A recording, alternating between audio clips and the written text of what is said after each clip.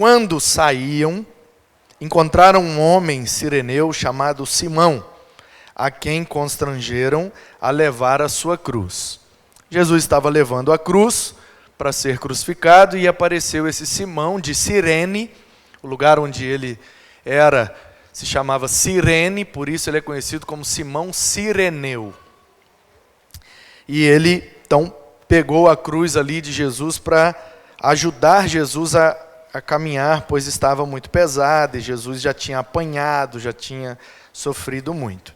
33. Chegando ao lugar chamado Gólgota, que significa lugar da caveira, o Monte Calvário, Gólgota, o nome em hebraico, aramaico, e Calvário, o nome em grego.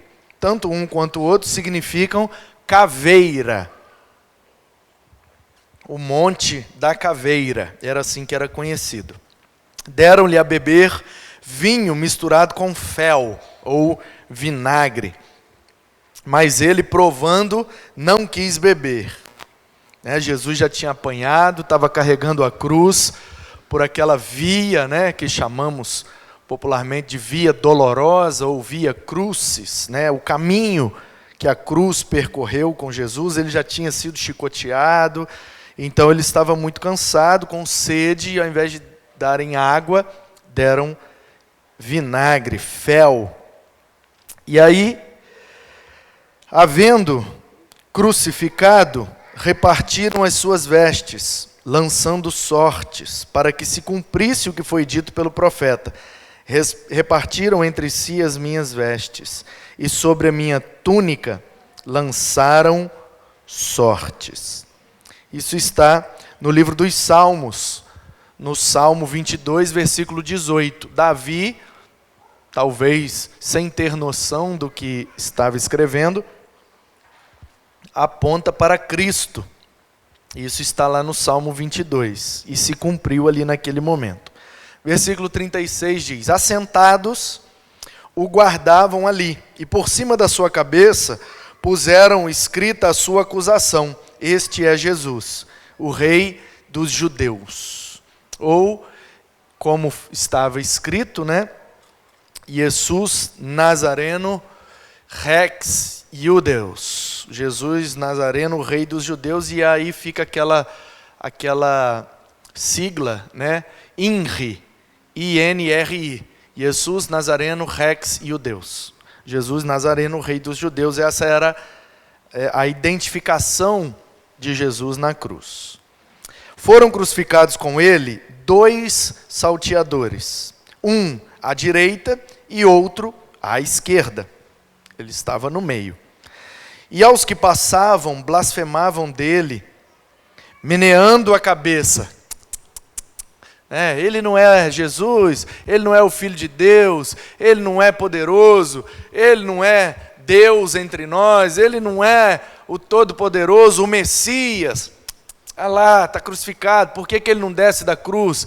Lucas, no seu Evangelho, capítulo 23, a partir ali do verso 36, 38, vai contar também que o ladrão de um lado blasfemava de Jesus, dizendo: ei, você não é Jesus, o Filho de Deus? Então desce da cruz, salva-te a ti mesmo e depois a nós. E do outro lado, um outro ladrão, cuja tradição o chama de Dimas, ele então diz para o outro, ficar quieto, que nem naquela situação ele se arrependia e demonstrava quebrantamento, e que eles estavam ali por merecimento, mereciam por causa dos crimes que cometeram, mas que Jesus estava ali injustamente.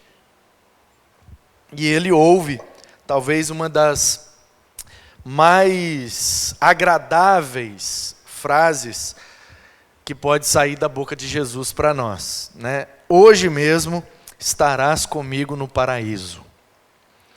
Seguindo então, diz o verso 41. E da mesma maneira também, os príncipes dos sacerdotes, com os escribas e anciãos e fariseus, escarnecendo dele, diziam: salvou os outros, e a si mesmo não pode salvar-se? Se é rei de Israel, desça agora da cruz e creremos nele. Confiou em Deus? Livre-o agora. Se o ama, por que disse, sou o filho de Deus? Porque esses caras religiosos, fariseus, escribas, líderes dos sacerdotes, eles tiveram uma crise com Jesus durante todo o tempo do seu ministério. E eles acusavam Jesus de ser um mentiroso, algumas vezes até de estar endemoniado, porque ele se dizia Deus, se dizia o Filho de Deus. Ele disse, eu sou, e essa expressão só pode sair da boca de Deus. Então esses homens tinham uma crise contra Jesus, porque eles não conseguiam crer. E agora Jesus está na cruz e eles estão dizendo, se você descer da cruz e se salvar, a gente vai acreditar em você. Quero ver se você é Deus mesmo. E Jesus não faz nada. 44. E o mesmo lhe lançaram também em rosto os salteadores, que com ele estavam crucificados. E desde a hora sexta, meio-dia, houve trevas sobre toda a terra até a hora nona, 3 da tarde. E perto da hora nona, exclamou Jesus em alta voz, dizendo, Eli, Eli, lama sabachthani. Isto é, em aramaico, meu Deus, por que me desamparaste? E na verdade é uma outra citação do Salmo 22, no primeiro versículo. Então me parece que Jesus estava ali cantando o primeiro verso do Salmo 22. Eli, Eli, lama sabachthani, que é o que está escrito lá. Como é uma frase de um salmo, e os salmos são letras de músicas, então a gente pode concluir que Jesus estava ali crucificado, morrendo, mas estava cantando. E alguns dos que ali estavam, ouvindo isso, diziam, este chama por Elias, porque ele falou, Eli, Eli, lama sabachthani, pensaram, lá, tá vendo? Ele está chamando Elias. Não entenderam nada. 48. E logo um deles, correndo, tomou uma esponja e a embebeu em vinagre, e pondo-a numa cana, numa vara, dava-lhe de beber. Outros, porém, diziam, deixa, vejamos se Elias vem livrá-lo. E Jesus, clamando outra vez, com grande voz, entregou o Espírito. E eis que o véu do templo se rasgou em 2. Curioso, nunca tinha reparado isso, agora me ocorreu aqui. Deixa eu só fazer um comentário para ficar registrado. Jesus falou, Eli, Eli, querendo dizer, meu Deus, e o povo entendeu, Elias, Elias, vem me socorrer. Nem Jesus estava livre da má e equivocada interpretação do povo, né? Acontece. Versículo 49. Outros, porém, diziam, deixa, vamos ver se Elias vem livrá-lo. E Jesus, clamando outra vez com grande voz, entregou o Espírito. E eis que o véu do templo se rasgou em 2, de alto a baixo, e tremeu a terra, e fenderam-se as pedras, e abriram-se os sepulcros, e muitos corpos de santos que dormiam foram ressuscitados. E saindo dos sepulcros, depois da ressurreição dele, entraram na cidade santa e apareceram a muitos. E o centurião e os que com ele guardavam a Jesus, vendo o terremoto e as coisas que haviam acontecido, tiveram grande temor e disseram, verdadeiramente, ele era o Filho de Deus. E estavam ali, olhando de longe, muitas mulheres que tinham seguido Jesus desde a Galileia para o servir, entre as quais estavam Maria Madalena e Maria, mãe de Tiago e de José, e a mãe dos filhos de Zebedeu, que são Tiago e João. Amém. Esse é o relato da crucificação de Cristo, ou, como alguns eruditos insistem, da crucifixão. Há uma possibilidade do termo correto não ser crucificação, mas crucifixão. Prender à cruz, fixar à cruz, crucifixão. É uma possibilidade, mas também pode ser chamado de crucificação. Não quer dizer que está errado. Esse é o relato da crucificação, então, que demonstra que Jesus foi pregado na cruz, foi morto, sepultado, e ele não fez nada para impedir aquilo de acontecer. O tempo inteiro, no texto, nós percebemos o anseio dos espectadores em ver Jesus fazendo alguma coisa. Será que ele não vai agir agora de forma poderosa e se soltar daquela cruz, provando que ele é realmente o Messias? Será que é agora que ele vai demonstrar o seu poder e vai se tornar rei em Israel? E nós, os discípulos, vamos reinar com ele? Será que é agora o grande finale, o ápice desse ministério de sofrimento, de vergonha, de acusações? Será que agora ele vai romper com seu poder para mostrar e provar que ele é realmente o Cristo? Não, não é. Ele foi até a morte e morte de cruz. E como disse o profeta Isaías, uma ovelha muda diante dos seus tosquiadores, ele não abriu a sua boca. Como um cordeiro mudo que é levado ao matadouro, não ouvimos a sua voz. Ele não fez nada para impedir de ser crucificado. Por que que ele agiu dessa forma? Porque ele é o amigo que se entrega. Estamos no mês de outubro e temos aprendido que Jesus é o amigo verdadeiro. E ele tem várias características que provam e comprovam que ele é um amigo verdadeiro. Primeiro é que ele não quer que nós sejamos servos. Além disso, não é que a gente não vai ser servo, é que a gente vai ser mais do que servo. A gente vai ser amigo dele. Ele disse lá em João 15, a partir do versículo 12, essa verdade. Aprendemos também que ele é o amigo que nos chama. Em Mateus capítulo 10, diz que ele chamou os discípulos, treinou, capacitou e os enviou como apóstolos. Lá em Mateus 14 também vimos que ele é o amigo que nos sustenta. Uma grande multidão com fome, ao cair da tarde, não tinham nada para comer, e ele então, multiplicando os pães e peixes, ele sustentou toda aquela multidão. Vimos também que ele é o amigo que nos estende a mão. Logo após a multiplicação, os discípulos entram no barco, ele sobe o monte para orar, e o vento era contrário, vai então levando o barco para dentro do mar da Galileia.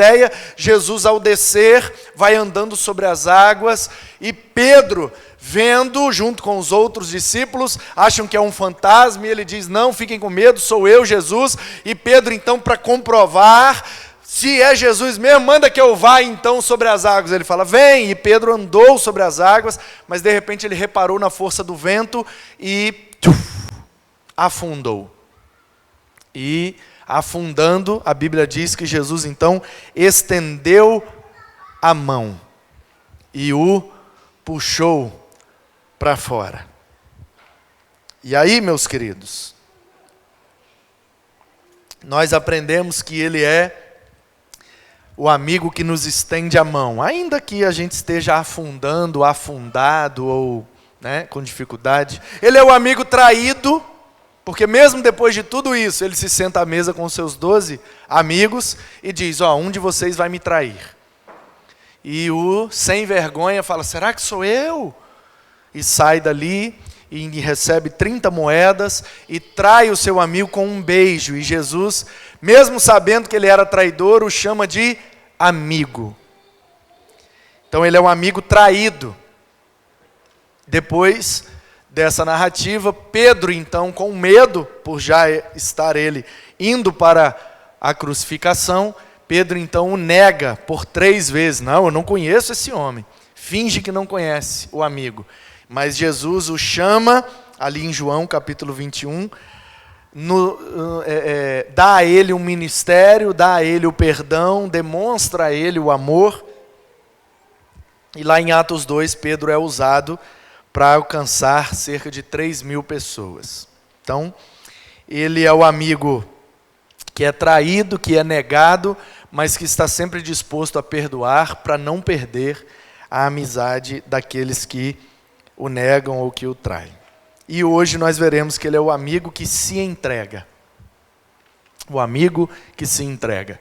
Quando eu era adolescente, eu tinha algumas amizades não muito saudáveis para a minha vida. E uma vez eu vivi uma experiência e eu quero te contar como foi. Estávamos numa praça, jogando ping-pong, umas praças que tem na cidade de Volta Redonda, no Rio de Janeiro, e lá tem mesas de ping-pong de cimento, de alvenaria, mesas fixas de ping-pong na praça para serem usadas, né? E aí a gente colocava uma madeira, um pedaço de tábua para fazer de rede, comprávamos uma bolinha de ping-pong na papelaria, com vaquinha de moedas, era bem barato, uma bolinha chamada Krolon, a marca dela, que ela era bem dura, bem rígida, e para aguentar ali, naquele cimento, tinha que ser dessa.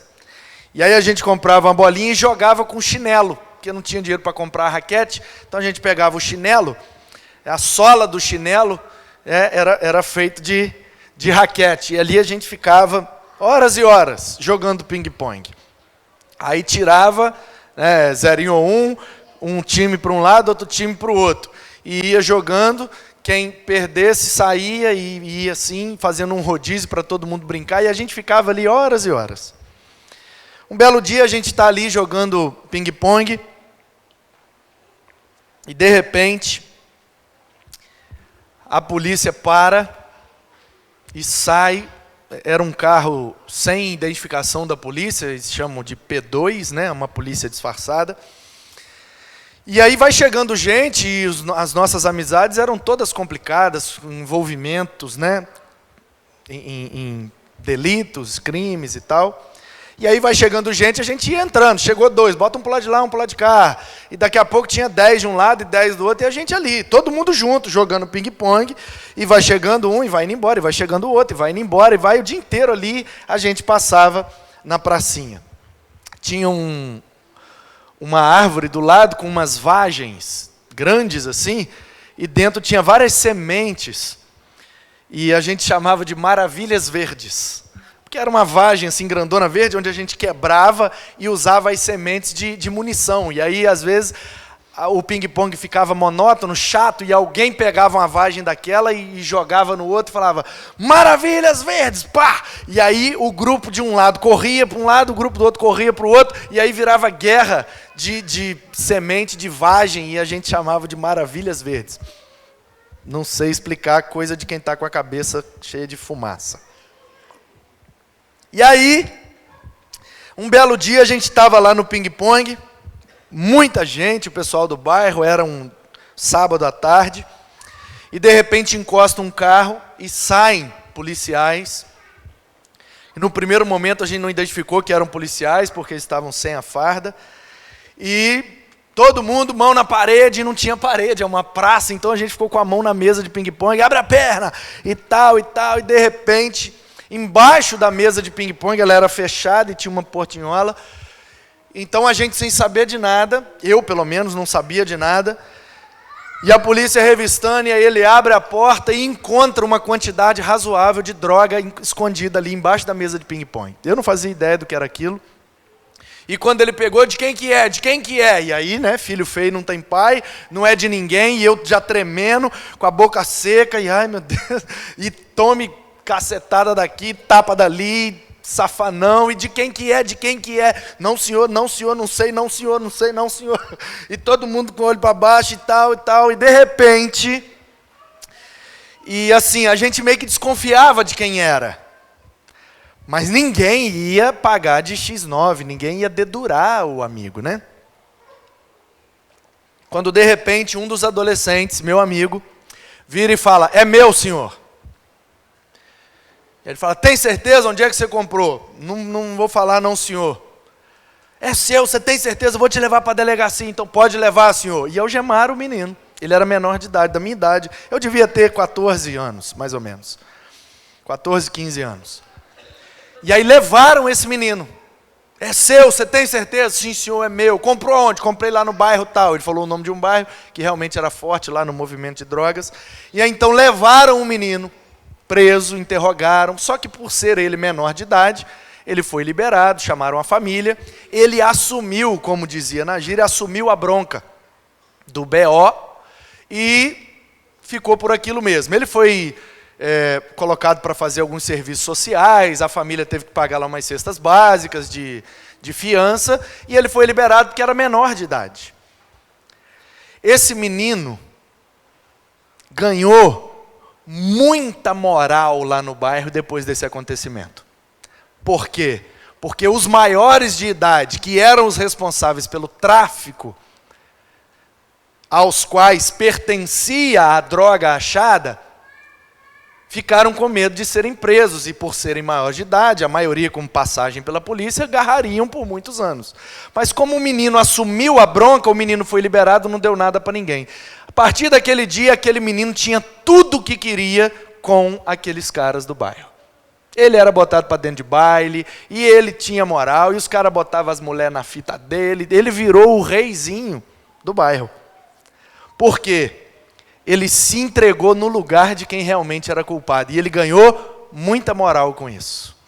Consideraram ele um amigo verdadeiro, porque só um brother, fechamento, tem coragem de se entregar, mesmo não sendo culpado. Nunca mais esqueci dessa história, e com aquilo eu aprendi uma lição, que quando você está disposto a assumir a culpa, mesmo não sendo você o culpado, você demonstra com esse gesto que você realmente é amigo daquela pessoa e topa qualquer parada por ela e pelo bem dela. E quando eu leio esse texto, Jesus sendo crucificado, se entregando para morrer, mesmo não tendo culpa nenhuma, eu percebo que o que ele quer demonstrar por nós é exatamente isso.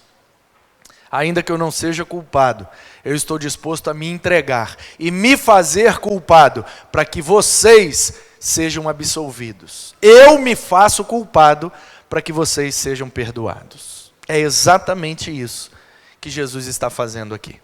E ele não fez nada para descer daquela cruz, porque a decisão de se entregar foi dele, porque ele queria ganhar moral com a gente. E aí isso me remete ao texto de João capítulo 10. Se você quiser abrir comigo, João capítulo 10, eu vou ler a partir do versículo 11.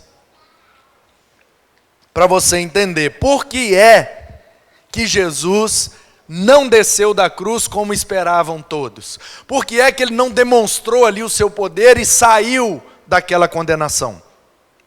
Por que é que ele tomou a decisão de se entregar e se fazer culpado por nós, os verdadeiramente culpados?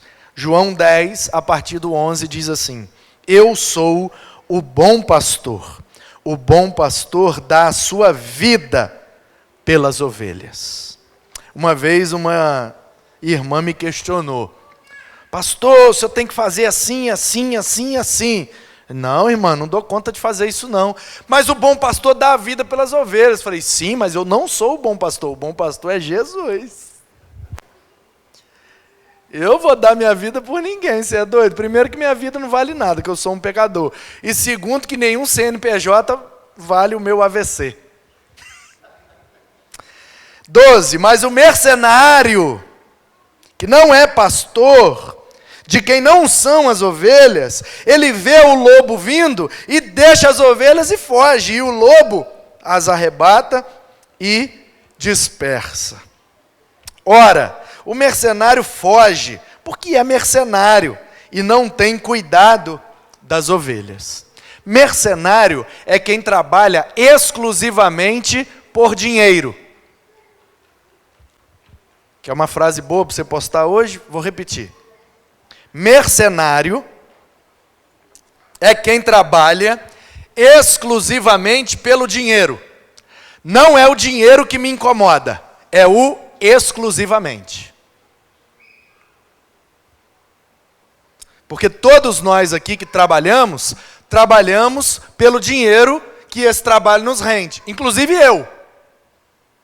E isso não tem problema nenhum, a menos que você faça só pelo dinheiro.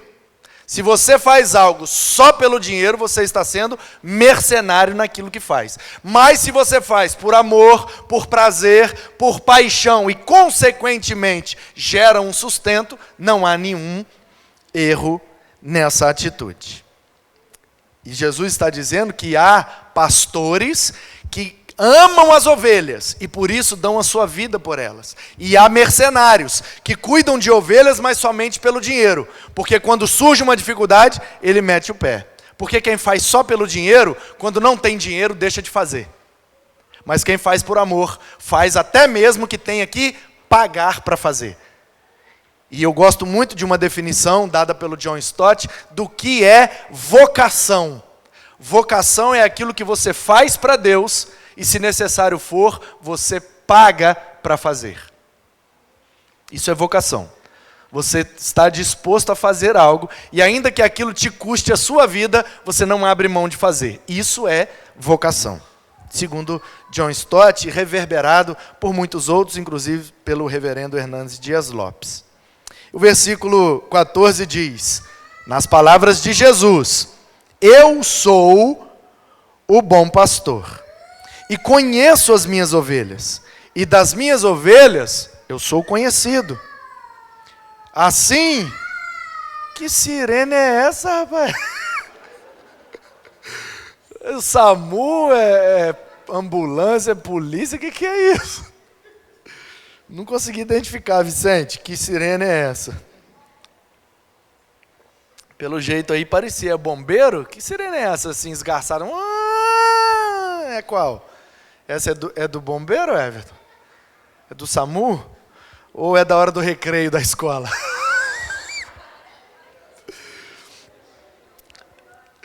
Eu sou o bom pastor, disse Jesus. Conheço as minhas ovelhas e as minhas ovelhas me conhecem.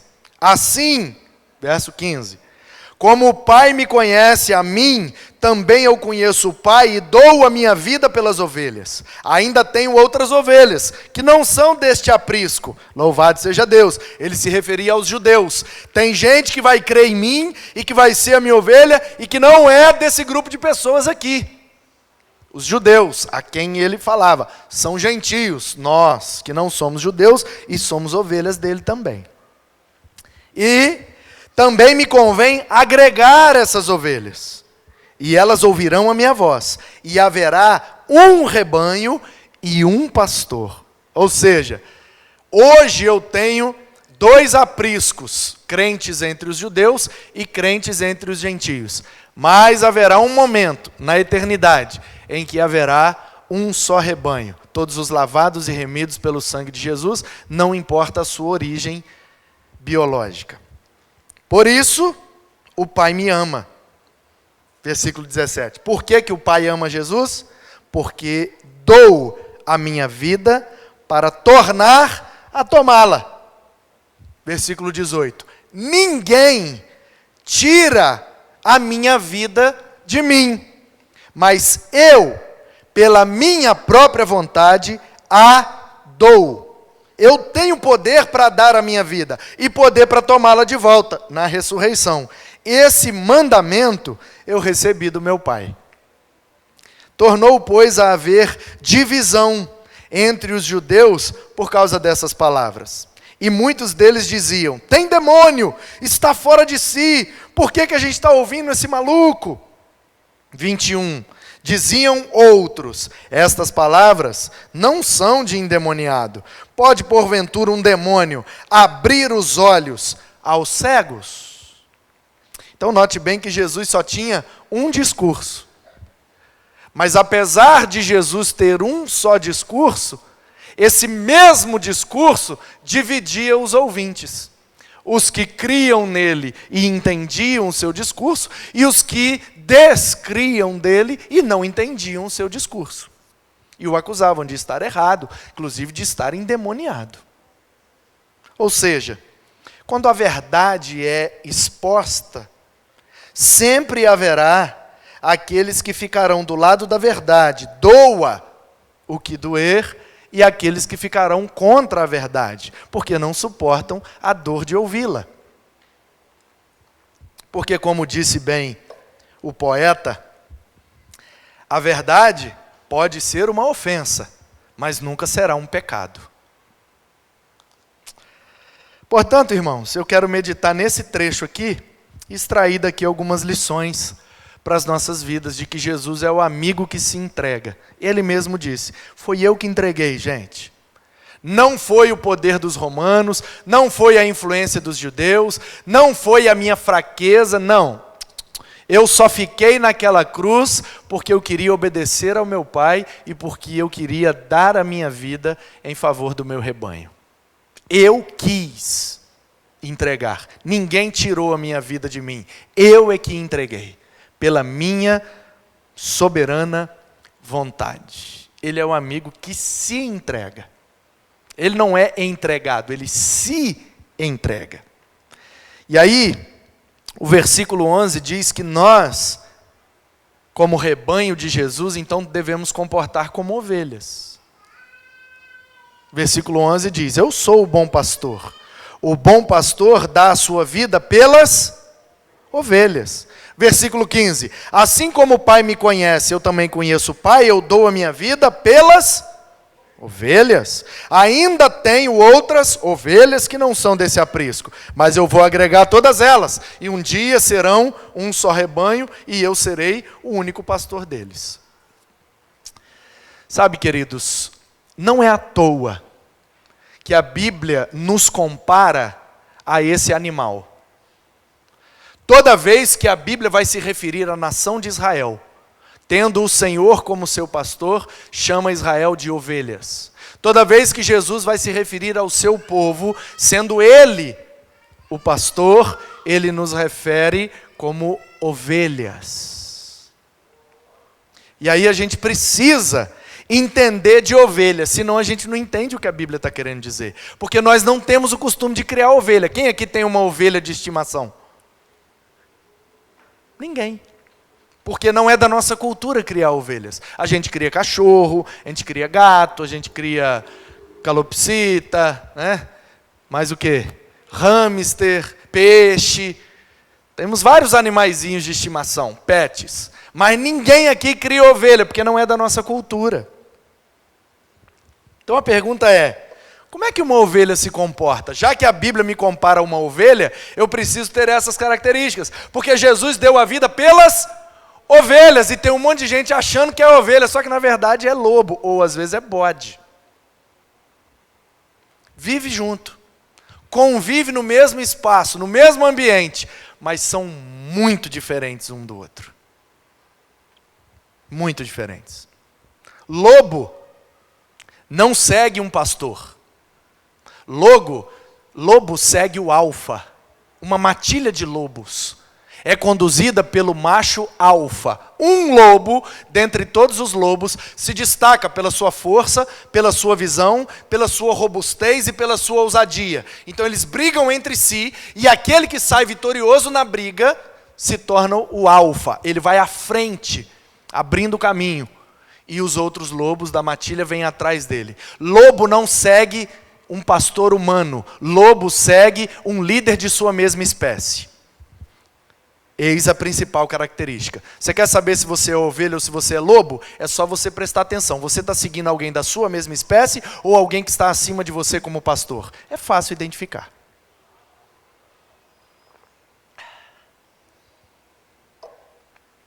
Biologia, nem é Bíblia. Zootecnia, nem é Bíblia.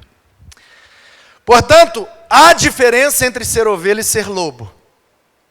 Até porque lobo se alimenta de ovelha. E aí tem o bode.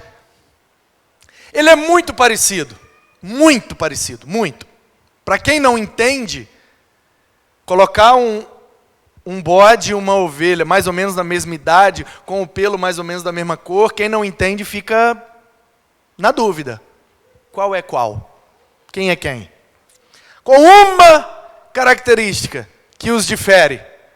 A ovelha é obediente, é submissa, é pacífica. Você nunca vai ver uma briga de ovelhas. Mas o bode é rebelde, é insubmisso, dá chifrada e coice e morde e não aceita doma, como diz na linguagem pecuária. Bode não aceita doma. Ovelha aceita. Ovelha é mansa. Ovelha é tranquila. Ovelha abaixa a cabeça com facilidade. Ovelha não tem chifre. Portanto, ovelha não é predador. É presa. Essa é a principal diferença. Ovelha anda em rebanho, bode anda sozinho. E aí, se a gente for analisando todas as características, a gente vai percebendo que nesse nosso ambiente de convivência espiritual, a gente convive no mesmo espaço, mas nem todos que passam pelo pasto são ovelhas, porque os lobos também fazem suas trilhas no pasto, e os bodes também se alimentam de pasto, mas são muito diferentes entre si, de forma que um pastor que mexe com isso, que vive do trato com as ovelhas, ele de longe reconhece o que é uma ovelha, o que é um bode e o que é um lobo.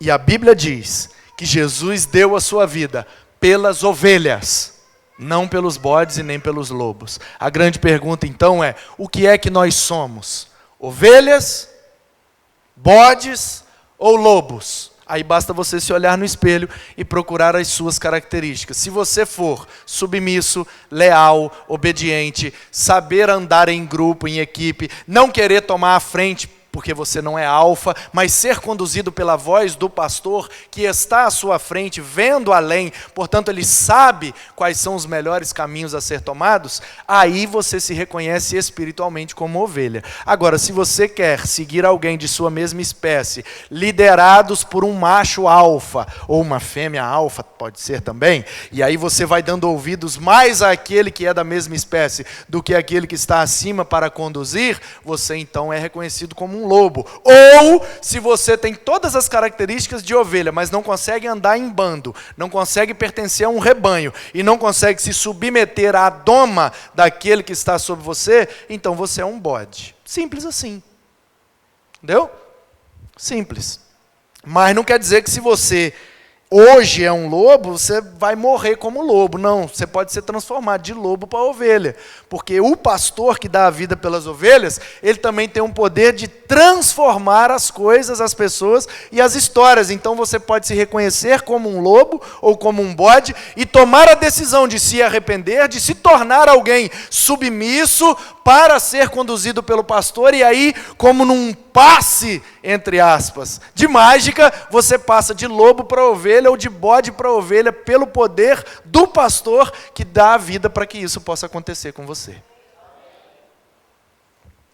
Então, se ele é o pastor e dá a vida pelas ovelhas, e eu preciso que ele seja o amigo que se entregou por mim, se fazendo culpado para que eu me tornasse inocente diante de Deus, então eu preciso viver como ovelha. E ovelha tem essa característica, irmãos. Ovelha é submissa, ovelha é obediente, ovelha não come sozinha, não pasta sozinha, não faz nada sozinho. Depende do rebanho e da direção do pastor. É a característica. Temos como ovelhas que ter os nossos pastores, ou o nosso pastor. O problema é que a gente confunde. Você talvez olhe aqui para mim e esteja entendendo que eu estou me referindo a mim. Pelo contrário, eu quero que você tenha a sua referência em Cristo, porque Ele é o bom pastor. O negócio é que Ele chamou alguns para ser auxiliar dele. O pastor da igreja é Jesus, mas Ele tem espalhado pelo mundo alguns pastores auxiliares, que trabalha em consonância com a visão dele, com a direção dele e com a orientação dele, que está contida nesse livro. Então, todos aqueles que trabalham para a verdade do livro são pastores auxiliares, de forma que na igreja de Cristo, espiritualmente falando, não há pastor titular, só há pastores auxiliares. Embora eu seja presidente desta congregação, espiritualmente eu sou um pastor auxiliar, porque o pastor de fato aqui é Jesus. Simples assim. E qualquer um de nós que contrariar o pastoreio dele está sendo rebelde à sua direção. Então eu, apesar de ser o pastor de vocês, diante de Jesus também sou ovelha. E como ovelha, preciso ser auxiliado por um pastor auxiliar dele. Então, embora aqui eu seja pastor para conduzir essa parte do rebanho, em outra instância eu também sou ovelha. Então eu tenho aqueles a quem eu ligo, a quem eu visito, a quem eu frequento os gabinetes, para que eles possam auxiliar a Jesus no intuito de me pastorear. Porque aqui eu sou pastor de vocês, mas eu também sou ovelha, então eu preciso ter pastor. Então eu preciso ter mentores, preciso ter aqueles que vão direcionar a minha vida, que vão me alertar, que vão me admoestar, que vão me exortar, que vão me animar, que vão me dar alimento, água e tudo aquilo que eu preciso espiritualmente como ovelha. Porque aqui eu estou no papel de dar o alimento, mas de onde eu vou me alimentar? E é um grande equívoco, como igreja, nós pensarmos que podemos caminhar sozinho, porque quem anda sozinho é bode, não é ovelha. Então, embora aqui eu seja pastor, eu não posso perder a consciência de que diante de Jesus eu também sou ovelha. Portanto, eu preciso ser orientado, ser conduzido, ser direcionado. E eu preciso também ter uma fonte de alimento. Eu não posso achar, não, eu com Jesus eu me viro. Muito cuidado, tá? Porque embora, por um lado, sejamos ovelhas de Jesus, como nosso pastor e sumo pastor da igreja, por outro lado, é muito complicado a gente se colocar na relação só entre nós e Jesus, porque aí quem vai estar para colocar um padrão ou dizer se nós estamos caminhando certo ou errado? Por isso que é muito perigoso, eu não estou dizendo que é errado, mas é muito perigoso um cristão querer caminhar sozinho. O único que me orienta é Jesus. Eu leio a Bíblia, eu me viro e Jesus me orienta e tudo que Jesus manda eu faço. Tá, mas você não tem um parâmetro humano de um pastor auxiliar de Jesus para dizer se você realmente está no caminho certo ou se você não está viajando na maionese? Não, não tem ninguém, é eu e Jesus e eu estou certo. Então beleza, vai lá, mas é muito cuidado que é perigoso, tá? Porque você perde o parâmetro. Quem cuida de você? Quem te questiona? Quem te cobra? Quem coloca o padrão daqui até aqui? Não, ninguém, entre eu e Jesus. Muito cuidado, isso é muito perigoso. Segundo lugar, quem foge é mercenário. Ou é bode, ou é lobo. Porque diante de um ataque, a ovelha não foge. Sabia disso? Ovelha não foge de ataque. Por isso que Cristo não fugiu da cruz, porque Ele é o Cordeiro de Deus que tira o pecado do mundo. Se Ele desce da cruz, Ele se transforma em bode. E Deus não aceita sacrifício de bode, só de cordeiro. Quem entendeu diz amém? Quem foge é mercenário, meu irmão. Ah, o bicho pegou, estou fora. Mercenário. O bicho pegou, estamos juntos. Agora é que pode contar mais ainda comigo. Porque se no tempo da bonança eu estava aqui, no tempo da dificuldade, agora é que podem contar mais ainda comigo. Por quê? Porque eu não faço pelo dinheiro, eu faço pelo amor, pela paixão, pelo prazer, pela vocação. Faço porque entendo que a minha vida só tem sentido se eu fizer. Se eu parar de fazer, minha vida perde o sentido. Então pode acabar tudo, pode acabar o dinheiro, pode acabar a glória, pode acabar o louvor, pode acabar os elogios, pode acabar tudo. O que não pode acabar é o propósito que nós temos e o sentido da nossa vida, que é fazer a vontade de Deus. Que se nós abrirmos mão disso, a gente é mercenário. Mercenário, porque só faz pelo dinheiro. Então temos que ser ovelha, não podemos fugir na hora da adversidade, porque quem foge é mercenário, não é pastor de verdade, não é ovelha de verdade, porque nem o pastor e nem a ovelha foge. Só foge o bode, o lobo ou o mercenário. E nós temos que conhecer o nosso pastor e ser conhecido pelo pastor. É o que ele diz aí no versículo 14. Eu sou o bom pastor, eu conheço as minhas ovelhas e das minhas ovelhas eu sou conhecido.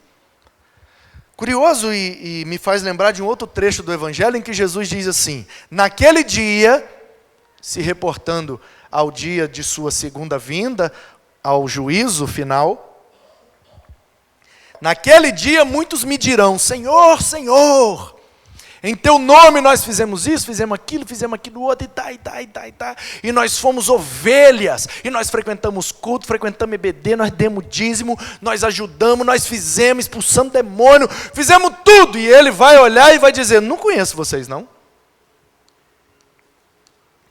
Não, Senhor, mas nós fizemos. Então é que eu não chamei para fazer, eu chamei para ser. Não, mas nós fizemos, mas não chamei para fazer, chamei para ser. Ou você é ovelha, ou você não é ovelha. E lá em cima só tem lugar para ovelha, porque ele não quer somente um povo, ele quer um rebanho.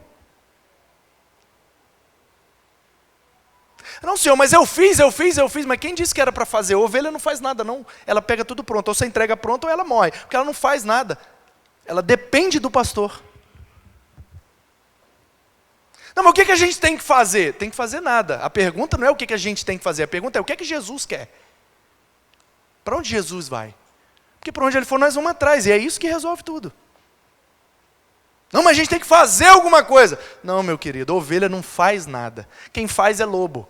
Quem faz é bode, ele dá chifrada, ele arrebenta a cerca, ele vai atrás, e está ali, achei. Não, ovelha não, é quietinha aqui, ó. Ou você dá comida para ela ou ela morre de fome. Sabia disso? Ovelha não sabe caçar, ovelha não tem bom faro, não cheira bem, não ouve bem, não enxerga bem, porque é cheio de lã na cara, então ela é totalmente dependente do pastor. Ou o pastor leva ela para comer ou ela morre de fome, ou o pastor leva ela para beber ou ela morre de sede, ou o pastor limpa ela ou ela morre cega. Por quê? Porque ela não se limpa sozinha. Ela não faz nada sozinha, ela é totalmente dependente do pastor, e é isso que faz dela ovelha. O problema é que a gente quer ser independente. Não, eu faço, eu sei para onde ir, e eu leio a Bíblia, eu tenho intimidade com Deus, e eu conheço a palavra do Senhor, e vai e quebra a cara. Porque toda ovelha que desgarra do rebanho, quebra a cara. E aí, temos que conhecer a Jesus e sermos conhecidos dele. E isso nos leva à obediência, para imitar a ele e nos entregar como ovelhas diante dos seus tosqueadores. Paulo diz isso. Todos os dias eu me entrego como uma ovelha muda diante dos seus tosqueadores e não abro a minha boca. Todos os dias somos reputados como ovelhas indo ao matadouro. Mas é isso que me faz ovelha. É isso que me faz cristão ou cristinho. É isso que me faz imitar a Cristo. Porque Ele é o cordeiro mudo. E se eu quero muito e tal, vou tomar a frente, vou fazer, vou acontecer, aí eu estou deixando de ser ovelha. E ele deu a vida pelas ovelhas. O versículo de número 17 diz: por isso o Pai me ama, porque eu dou a minha vida para depois tomá-la. E esse é o grande paradoxo misterioso do Evangelho. Quem quer salvar a sua vida, perde. Quem entrega a sua vida, ganha. O último é o primeiro, o menor é o maior. Que paradoxo louco, mas esse é o Evangelho, porque aqueles que querem ser, nunca serão, mas aqueles que reconhecem que não são, estes serão. É o Evangelho. Obediência para se entregar. Ninguém tira minha vida de mim, mas eu de mim mesmo entrego. Os meus familiares, a maioria não é crente, e de vez em quando em reuniões de família eu sou questionado: mas por que você não bebe? Porque eu não quero.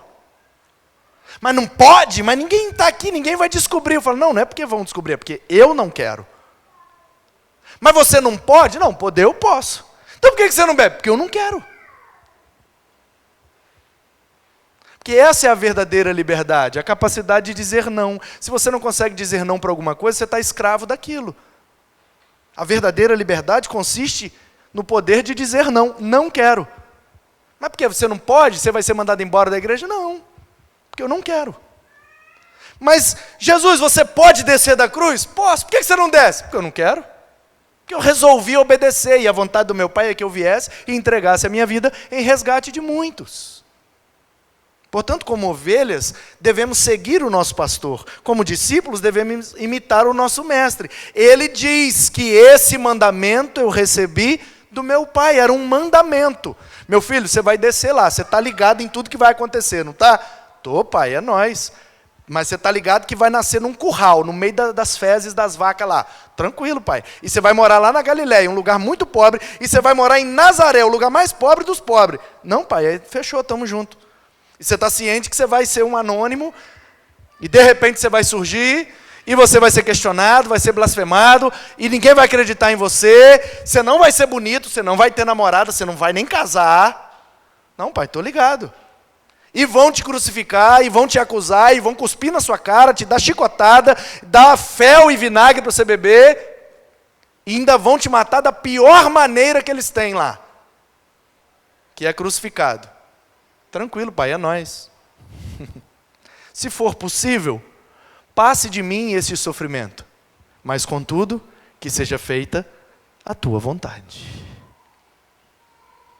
Eu quero obedecer o meu Pai, porque eu vim para isso, esse é o propósito da minha vida. E aí a pergunta que nós temos que fazer diante dessa verdade é: qual é o propósito da minha vida? Porque quando eu entendo para que eu nasci, não por que eu nasci, isso aí compete a Deus. Mas quando eu entendo para que eu nasci, isso dá sentido à minha vida, e aí eu estou disposto a me entregar como uma ovelha muda. Porque eu nasci para isso. Se eu não me entregar, eu vou estar fora do propósito. E a única coisa que me realiza é cumprir esse propósito. E aí a gente precisa então decidir de que lado nós estamos. Do lado das ovelhas ou dos bodes? Do lado das ovelhas ou dos lobos? Porque quando Jesus falou essas verdades, eles se dividiram. Ah, eu acredito, me arrependo e eu quero ser ovelha. E outros falavam, que nada, eu não quero acreditar não, isso aí, esse cara está endemoniado. E aí? Tornou, pois, haver divisão entre os judeus. Por causa dessas palavras. Que toda vez que Jesus abre a boca,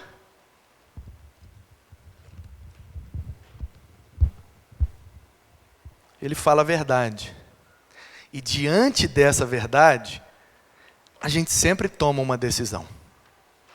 Seja positiva ou negativa, sempre tomamos uma decisão.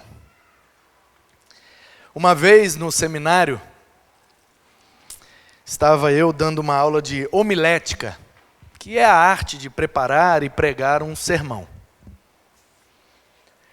Claro que a vocação, a unção, a capacitação que Deus dá a um pregador, isso não se aprende em seminário. Mas, uma vez vocacionado, ungido, separado para aquele propósito, o pregador pode então adquirir ferramentas que vão lhe auxiliar na pregação. Essa é a função dessa matéria. Dar ao vocacionado ferramentas. Mas se ele não é vocacionado, de nada adianta as ferramentas. É igual você pode me dar um alicate, uma chave de boca, um fio, um negócio, troço, daí botar um carro com defeito aqui e falar, vai pastor, você tem todas as ferramentas, conserta o carro. Conserto nada. Por quê? Porque eu não entendo nada de carro. Então o que vai servir aquela ferramenta para mim? Não sou mecânico, vai servir nada. Aí você me dá uma colher, me dá um sarrafo, me dá uma régua, me dá uma trena, vai, constrói uma casa aí, pastor. O material está todo ali, as ferramentas estão aqui. Que mané constrói? Não sou pedreiro. De forma que a ferramenta na mão de quem não é vocacionado não serve para nada. Mas, uma vez vocacionado com a ferramenta, o resultado é muito melhor. E aí, um aluno me perguntou, pastor, o senhor faz apelo no final das mensagens? Eu falei, depende, às vezes faço. Pois é, quando o senhor faz um apelo e ninguém responde, como é que o senhor fica? Tem um monte de visitante lá no culto, o senhor faz um apelo e ninguém levanta a mão. Como é que você fica? Eu falei, não existe apelo sem resposta. Ele falou, claro que existe, pastor. Vamos supor que você está pregando num culto, tem 20 visitantes. Você perguntou quem quer aceitar Jesus. Ninguém levantou a mão, não teve resposta. Falei, teve sim, 20 pessoas disseram não para Jesus. Porque não levantar a mão também é uma decisão. De forma que diante da verdade do Evangelho, não há escapatória. Ou a gente decide positivamente e pula na bênção, ou a gente decide negativamente e continua do jeito que está. Você quer pular na bênção ou continuar do mesmo jeito? Eis a pergunta. Então, se você quer pular na bênção, a decisão que você precisa tomar é deixar Jesus se entregar no seu lugar. E ser uma ovelha, imitando a Jesus, para que Ele se torne o pastor da sua vida. Que Ele te abençoe para a glória dEle. Em nome dEle. Amém.